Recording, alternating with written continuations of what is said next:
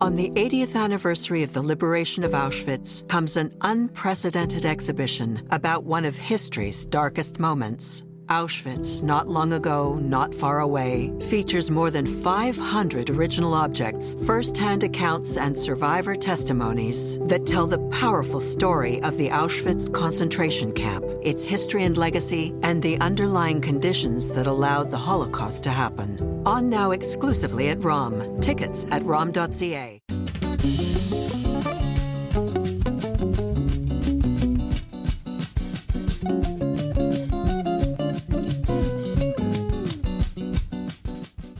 I'm going to put a 25% tariff on the electricity, the 1.5 million homes and businesses as of Monday until President Trump drops these tariffs. That's the last thing I want to do. It's the last thing. But he has to understand that he can't attack our country economically and expect us to roll over. That's Ontario Premier Doug Ford speaking to a Toronto radio station about the U.S.-imposed trade war against Canada, which continues to roil the stock markets and create economic problems on both sides of the border. Even though last week the Trump administration hit pause once again for another month on adding 25% tariffs on some Canadian imports like aluminum and steel and potash. But Canada didn't back down. It started enforcing an initial tranche of tariffs on $30 billion worth of American products, which means an extra 25% on American meat and chicken and coffee, dairy, nuts, spices, and orange juice and peanut butter. And you've all heard about the situation with wine and liquor. Ontario and Quebec liquor stores went one step further to try to fight back, and the SAQ and the LCBO have removed Manischewitz and other U.S. kosher wines and liquor from their shelves. Now, as far as Passover goes, for years, the Canadian government has usually exempted many key prepackaged imported kosher items for Passover. There's even a law about it. It's called the Passover Products Remission Order. But this year, because of all the trade war problems with the U.S., it wasn't clear whether this Passover exemption from tariffs would happen. Well, late Friday, the Canadian Finance Ministry told us, yes, indeed, it's status quo this year too. And they sent me a list of what's exempt. Matzah and matzah products, cake mix, pancake mix and baked goods, canned fish and fish products other than pickled herring, canned fruits and vegetables, chocolate, candy, and gum, but not those fruit jelly candy or jelly rings, not chocolate-covered jellies, not also for chocolate-covered marshmallows and chocolate-covered orange peels. Exemptions do cover dried apples, grapeseed oil, jam, jelly powders and puddings, juices, but not apple juice, margarine, olives, potato chips, salad dressings and ketchup, soups, including borscht, and gravies, tomato ketchup, paste, puree and tomato sauce, vegetable shortening, and vinegar. I'm Ellen Besner, and this is what Jewish Canada sounds like for Monday, March the 10th, 2025. Welcome to the CJN Daily, a podcast of the Canadian Jewish News and made possible in part thanks to the generous support of the Ira Gluskin and Maxine Granovsky-Gluskin Charitable Foundation.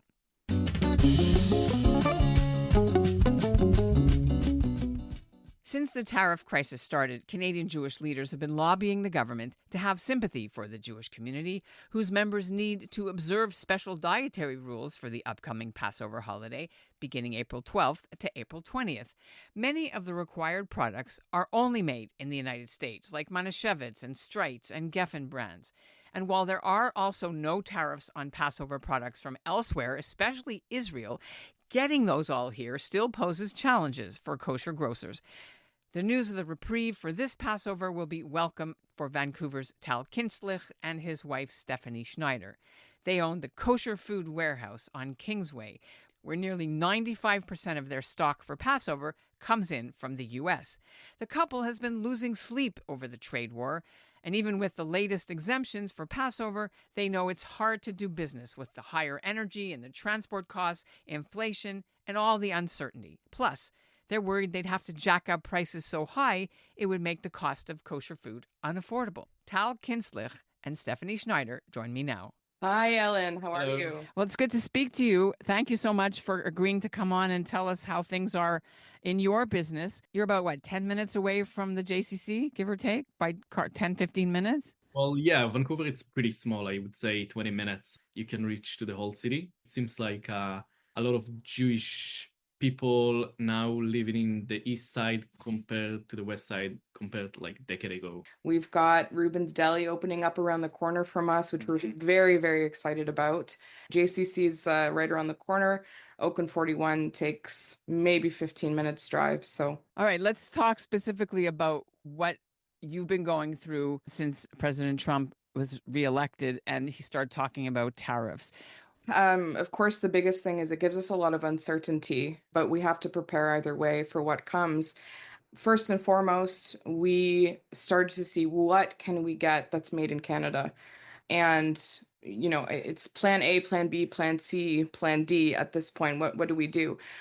We did a few things. We talked to all of our suppliers. We said, what are we doing timeline wise? What is this going to look like? Are we going to have price increases coming? And they basically said the same thing, likely price increases. All of them say yes, yes, yes, and yes. Yes, late price increases.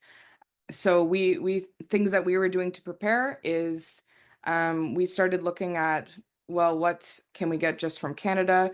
Can we try and lower? We did some internal expense account audits just to see, where are we having some larger expenses and where can we cut back in order to not pass on all of these increased prices onto our customers.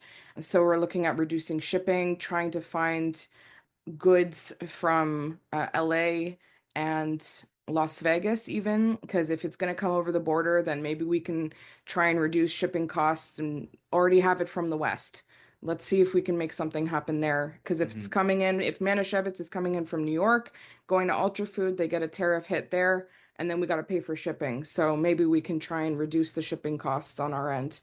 We're looking at buying more Crown products, which is Ultra Foods' own brand. So that won't have necessarily the big price increases on there.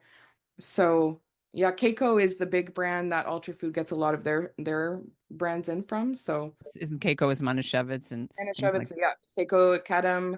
Unfortunately, nothing produced in BC or Alberta, something that's closer to the west side of Canada, as the community is way bigger than on the east side. But in all of those big companies, there is something that's called east side prices and west side prices, and they're completely different. And it's always... Hey, what is that? So they charge you because you're so far away, they can charge you more because you're desperate, whereas if... But you have to take the freight on you. There is a lot of ways that you basically get a bit... You can say it. It's not an R-rated podcast. It's okay. Oh, we get a little screwed over being out west. Get a little. I think not only us, the whole community in here screwed up. All Jews and all Israeli people know Elite, for example, Elite the brand. The fights and the struggle to get Elite brand into the west side is completely out of our control, out of our hand. Talking with my supplier, and they're all like, you're not getting that. No. Not getting what you can. How are you going to not? What kind of coffee are we going to have for Pesach if we don't have Elite coffee, right? Great question.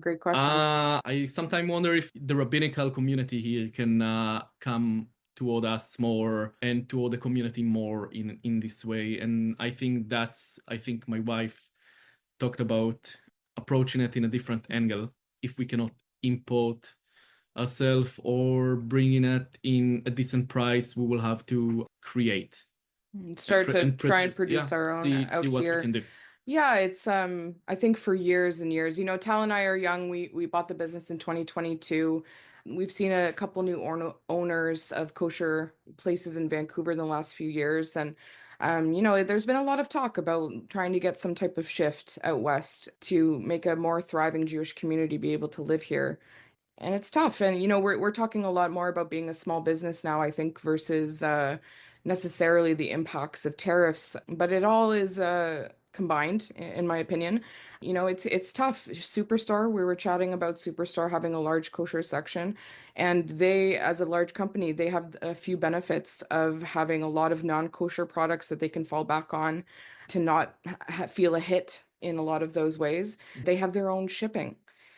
So the East Coast prices, you see East Coast prices out here at Superstore. You don't see West Coast prices in Superstore. Whereas a small business like us, we don't have our own shipping team. We're not a franchise. We're one single company in Vancouver, and we just do not have the mass networks in order to bring it all out here. But we do our best. We talk with our shipping companies. They've been wonderful with us, giving us a little bit of a break here and there. Let's dig down a little bit about the tariffs. You said that you tried to do some internal economies in January. Okay, when you knew this was coming. Did you pre-order as much as you could get early did you try to get stuff in early? We did, but a lot of companies don't even have like matzah ball mix is not kosher for Pesach yet. So it all depends on when companies can, like when they can put the stamp on it, when they've done their cleaning, everything's come out, it's full over, they can put the stamp on it. So we're kind of restricted as much that we can bulk up. We have, a few cases from last year of products that, obviously kosher le Pesach, but it's the date is cut off because we don't want to course. go over, right? It's really tough. It's usually the expiry date's put on late February for these products, and God whatever. forbid. I still have stuff in my basement from like 3 years ago of matzah meal, but whatever. We won't go there. I want to hear more about the affordability and the accessibility of people who want to keep kosher, and how this new tariffs is going to add more difficulty. Could you explain your feelings about this? You want to talk about tariffs. Even before the tariffs, I went to the companies. I told them, like, one day the community will not longer be kosher because it's not affordable. And that's before the tariffs. Yeah, Tal and I, when we bought this business, because we saw how much, we struggle, but we also saw financially with keeping kosher, and we saw how much our customers have come in and said, what is going on? What is happening? We're still feeling ripple effects from COVID economically, and we have seen people who are using services, the Jewish food services, more frequently now, whom we donate to. We try and give as much as we can as well, like that we can work with. Mm-hmm. But it has been very difficult for people. And when we bought this business, we had a really good chat with ourselves and our silent partner, David Alon. And we said our main value and main goal is to try and keep kosher and have it be more accessible and more affordable. And in a market where there's not many of us, it's not a very competitive market, it is very difficult to do this. It's quality meat, it's quality groceries that we're having. And the first rule of retail is that you can't have quality and cheap. Those two things just don't seem to go together very much. So it's become very, very difficult for the community. And this adds the tariffs add another big hurdle to affordability. And we're going to see a lot more people going to Jewish food services during this Pesach. Or moving. Yeah, they're moving Jewish to making Aliyah. They're going to Israel. Or going to New York, or going to LA, or going to Toronto, or Quebec. You can see that, but a lot of Israelis coming over, which they less care about kosher. I would say some of them care, but more care about the elite coffee than the kosher chicken. So what are you going to be able to do to absorb some of if the tariffs do come back? Have you discussed with each other how much of the increase you're going to eat? I mean, like absorb, and how much you're going to pass on, and what challenges that face for you? We, at this point, can't afford to absorb more than 5%, just like bottom line. And I'm talking about just being able to continue business. I'm not talking about mass profits to keep things going. So that's what we can do. We are working with finding different options, like not just in groceries, but I'm talking about what cuts of meat can we get that are a little more affordable, and maybe we bulk up on some of those. Our chicken, our prices aren't increasing, but the amount that we're purchasing more chicken this Pesach, because in general it's cheaper than, steaks or lamb or brisket. Yeah. Exactly. And we're trying to work with all of our suppliers the best we can to see those spots and see those pockets where we can get a little bit more of this and much less of the fancier cuts. Yeah, it's go the same for dry goods product, as Steph and I talked about it, and we said, like, okay, let's focus on more of base מוצרי יסוד, base product that everybody need for Passover. Mhm. And yet it's coming into, we are living on the west side and the east side will get that inventory first, and whatever we have left we will receive, and if we don't have left we will have to buy the more expensive, as we are paying for the freight as well. On the 80th anniversary of the liberation of Auschwitz comes an unprecedented exhibition about one of history's darkest moments. Auschwitz, not long ago, not far away, features more than 500 original objects, first-hand accounts, and survivor testimonies that tell the powerful story of the Auschwitz concentration camp, its history and legacy, and the underlying conditions that allowed the Holocaust to happen. On now exclusively at ROM. Tickets at rom.ca. How much of your stock, like how much stuff you get that's from the States and how much from elsewhere? 95% is from the States. There is very little that comes from Canada, Israel. Of groceries, 90 to 95% we're looking at made in USA. And the meat and stuff, where'd you get that from? Mahadran and Shefa, or you get it from? Yes, they have told us that it is impacting them as well somehow. I don't know the ins and outs from Kosher, Mahadran, and Shefa, but we have been told that has happened, and we have seen some increases. Not as large as we're going to see on general goods and groceries, definitely from Ultra.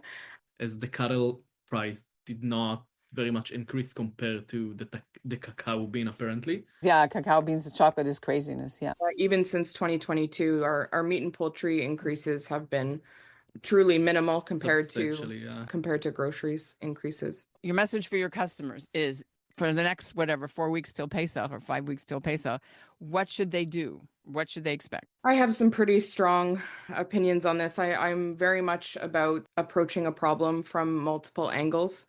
One of those angles, get political. Talk with your MPs as well. The more people we have talking to our MPs and MPPs about the impacts that these retaliatory tariffs are having on us, the better. And to try to exclude kosher goods from those retaliatory tariffs.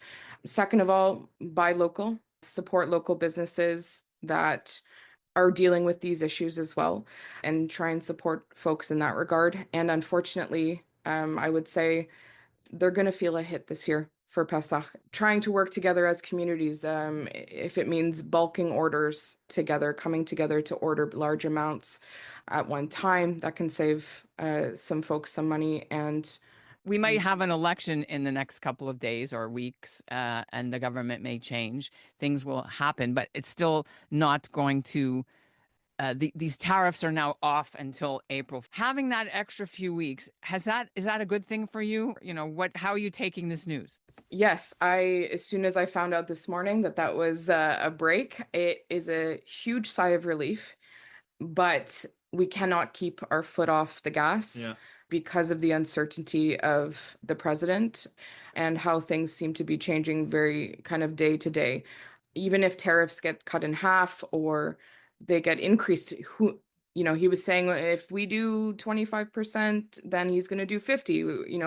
There's a whole world of uncertainty around here, and we need to continue to prepare for that moving forward. This Pesach, next Rosh Hashanah, everything. As a guy that lived most of his life in Israel, I grew up in a kibbutz. From a young age, I grew up doing agriculture, and I realized how important it to every country have their own resource to rely on. And if we cannot rely on the States, maybe we should rely on what we have here and maybe develop it a bit into the Jewish side. Maybe, into the right. Well, the market is you will have 20,000 Jews, maybe in 25,000 Jews in the lower mainland. I would say there is more Jews. I think there's 40, closer to 40. But if you're talking about keeping kosher, yeah, very, very 20, few. 15 maybe. But everybody keeps kosher for Pesach. They all buy matzah. Everyone wants to make Pesach. So this is like your big time this year, and it's your big money maker, right? This is a big period for you. We love seeing people once a year come on in. We love them no matter how often they come. No such a thing, small customer here. Exactly. Now, Montreal's kosher certification group, MK Kosher, and the Jewish Community Council of Montreal are urging Canadian entrepreneurs to seize the moment of this trade war with the U.S. and start manufacturing kosher food here at home instead of being so reliant on foreign imports. And while we're still on the topic of tariffs, a little-known item that's buried in the fine print of all of this is what Canada will start taxing next month if a second round is needed, are prayer shawls, talitot, imported from the USA. We asked Ottawa why they're singling out prayer shawls, and their answer was, quote, given the scope of the U.S. action, a robust response from Canada must cover a wide range of goods, unquote. They're saying if the community wants to give input on this, you have until April 2nd. Meanwhile, also in Montreal, for the past month, Jack Hartstein of Ultra Foods, the largest importer of kosher food to this country, has been scrambling to bring in his American Passover shipments early before the tariffs kick in, and, as he told us a month ago on this show, before prices go up by 60%. We caught up with Hartstein to find out what's new, but also to hear his warning for what you should do the day after Passover ends. All right, Jack, a month ago we spoke with you before the tariffs were probably going to be put on. Then they were paused for 30 days. Now Canada's retaliated on some products. What have you been able to do with Ultra Foods in the meantime to get ready? We brought in as much product as was available for us, as much as we could, and as many different products as possible we brought in, especially for Passover, which is a very big season to us and very important time for the Canadian consumer. So we did as much as possible, bringing in whatever we could for the tariffs hit us. All right, and what couldn't you bring in? Whatever wasn't ready. Give us a couple of examples. For the most part, we have everything in stock. We'll be able to hold our prices for the Passover season. That's really important. What does that look like? Because you were worried about 10% you could eat, but 25% no. So we're holding our prices as best as we can. Keep in mind the exchange rate is costing us more than probably close to 15 points it did last year. So right there and then we have an increase in our costs. But whatever, and there are also regular costs of goods because of inflation and whatever, and cost of raw materials. Some products went up in price. Look at the price of chocolate, cocoa on the international market. It's a commodity. We're dealing with a lot of commodity sources. So chocolate more expensive, as is without 20% tariff. So, and the exchange rate. So we've had increases from our suppliers, which in many cases, we couldn't hold the line on, but as best as we could, we held the line on pricing. When we last spoke, you were suggesting that if things went on like this, kosher food prices could go up between 50 and 60% this season for consumers. Are you still predicting that, or maybe backing down a bit? Yes. No. That's what I see. Products coming from the U.S., of course. Products that are coming from the rest of the world, from Israel, from Europe, and tuna coming from the Philippines. For the most part, on those products, we don't. It is what it is. It's the exchange rate, and if there's increased shipping or increased cost a bit, but nothing out of the ordinary and unusual. It's the U.S. products that we're going to get hit on. Is there anything new that our audience, our kosher buyers, are going to be noticing? Because things are starting to show up in the stores now. The big matzah mountains are there in some of the big stores. Not really. No, I think for now it's business as usual, and people should not be worried. They don't have to really, unless they're buying stuff at really good prices and on special, they can stock up for after Passover, because what we can expect and are quite certain is going to happen after Passover, if everything remains as it is this morning, prices will increase. So whatever you can, whatever is shelf-stable products and can last, I would advise you buy as much as you can and stock up as much place you have in your cupboard, because prices will increase. And that's what Jewish Canada sounds like for this episode of the CJN Daily, made possible in part thanks to the generous support of the Ira Gluskin and Maxine Granovsky-Gluskin Charitable Foundation. Our show is produced by Zachary Judah Kaufman. Our executive producer is Michael Freeman, and the music is by Dov Beck-Levine. If you've noticed any price changes in your shopping trips for Pesach, let me know. What can you find in the stores? What can't you find yet? What are you seeing? We're at info@thecjn.ca. Thanks for listening. On the 80th anniversary of the liberation of Auschwitz comes an unprecedented exhibition about one of history's darkest moments. Auschwitz, Not Long Ago, Not Far Away, features more than 500 original objects, first-hand accounts, and survivor testimonies that tell the powerful story of the Auschwitz concentration camp, its history and legacy, and the underlying conditions that allowed the Holocaust to happen. On now exclusively at ROM. Tickets at rom.ca.